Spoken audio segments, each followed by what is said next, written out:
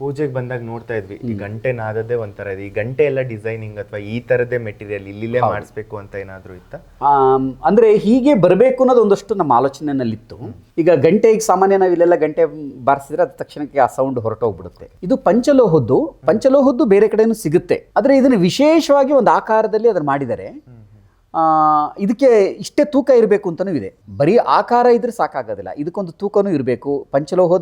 ಪಂಚಲೋಹಗಳನ್ನು ಒಂದೊಂದು ಇಷ್ಟಿಷ್ಟು ಪ್ರಮಾಣದಲ್ಲಿ ಬಳಕೆ ಮಾಡಬೇಕು ಅಂತಿರುತ್ತೆ. ಅದೆಲ್ಲ ಮಾಡಿಸಿದಾಗ ನೀವು ಅದನ್ನು ಬಾರಿಸಿದ್ರೆ ಒಂದು ಸೌಂಡ್ ಬರುತ್ತೆ ನೋಡಿ, ನಿರಂತರ ಬರುತ್ತದು. ನೀವು ಅದನ್ನು ಗಮನಿಸ್ತಾ ಹೋದರೆ 1 ನಿಮಿಷಗಳ ಕಾಲ ಆ ಶಬ್ದ ಹಾಗೇ ಇರುತ್ತೆ ಮತ್ತು ಓಂ ಅಂತ ಶಬ್ದ ಬರುತ್ತೆ. ಗಮನಿಸಿ ನೀವು. ಇನ್ನೂ ಹೋಗ್ತಾನೆ ಇದೆ, ಇನ್ನೂ ಹೋಗ್ತಾ ಇದೆ. ಸೊ ಹೋಗ್ತಾನೇ ಇರುತ್ತೆ. ಅದನ್ನು ಧ್ಯಾನಕ್ಕೆ ಇದು ಬಹಳ ಬಳಕೆ ಆಗುತ್ತೆ. ಅಂದರೆ ಧ್ಯಾನ ಏನು ಹೇಳುತ್ತೆ, ಸ್ಥೂಲತೆಯಿಂದ ಸೂಕ್ಷ್ಮತೆ ಕಡೆಗೆ ಹೋಗಬೇಕು ಅಂತ. ಸೊ ನೀವು ಈ ಗಂಟೆನ ಬಾರಿಸಿದ್ರು ಅಷ್ಟೇ ಸ್ಥೂಲತೆಯಿಂದ ಸೂಕ್ಷ್ಮತೆ ಕಡೆಗೆ ನಮ್ಮನ್ನು ಕರ್ಕೊಂಡು ಹೋಗ್ತಾ ಇರುತ್ತೆ. ಆ ಮನಸ್ಸನ್ನು ಸೂಕ್ಷ್ಮ ಮಾಡ್ಕೊಳ್ತಾ ಹೋಗುತ್ತೆ. ಗಮನಿಸಿ.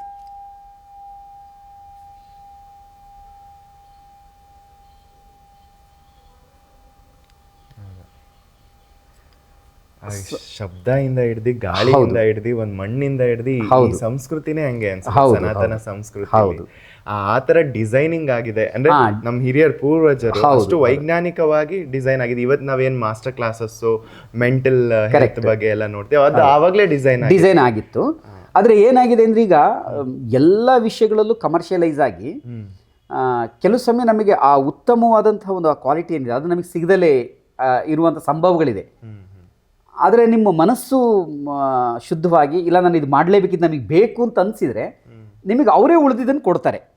ಈಗ ನಾವು ಸುಮ್ಮನೆ ಏನೋ ಒಂದು ಗಂಟೆ ಬೇಕು ಅಂತ ಹೋಗಿ ತಂದಿದ್ರೆ ಸಿಕ್ಬಿಡೋದು, ಗಂಟೆಗಳೇನು ಬೇಕಾದಷ್ಟು ಸಿಗುತ್ತೆ. ಅದರಲ್ಲ ಅದು ಹೀಗೆ ಇರಬೇಕು ಅನ್ನೋದನ್ನ ನೋಡಿದಾಗ ಈ ಥರದ್ದು ಸಿಕ್ತು. ಇದನ್ನ ನಮ್ಮ ಯೋಗ ಬಂಧುಗಳೊಬ್ರು ಗೀತಾ ಪ್ರಮುತೇಶ್ ಅಂತೇಳಿ ಬೆಂಗಳೂರಿನಲ್ಲಿ ಇರ್ತಾರೆ, ಅವರು ಹುಡುಕಿ ಇದನ್ನ ಹೀಗೆ ಬೇಕು ಅಂತೇಳಿ ಅವ್ರು ಮಾಡಿಸ್ಕೊಂಡ್ ಬಂದಿರೋದು. ಇದು ಒಂದು 12 kg ಬರುತ್ತೆ ಒಂದೊಂದು ಗಂಟೆನೂ ಕೂಡ. 12 ತುಂಬಾ ಗಂಟೆಯಲ್ಲಿ ಇಲ್ಲಿ 2 ಗಂಟೆಗಳನ್ನ ನಾವು ಇದನ್ನ ಹಾಕಿದೀವಿ.